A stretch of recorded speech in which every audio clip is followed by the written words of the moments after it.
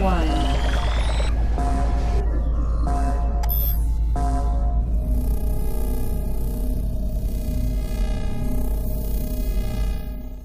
Said, let's go to Cleveland. And I want to thank Congresswoman Marcia Fudge for hosting us.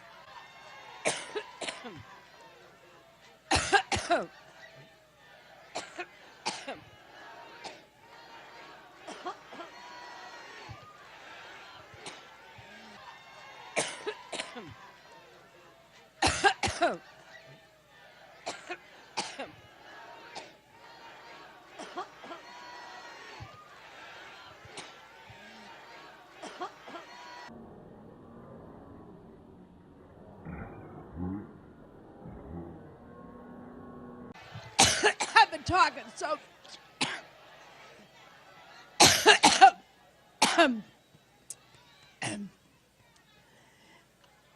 every time I think about Trump, I get allergic.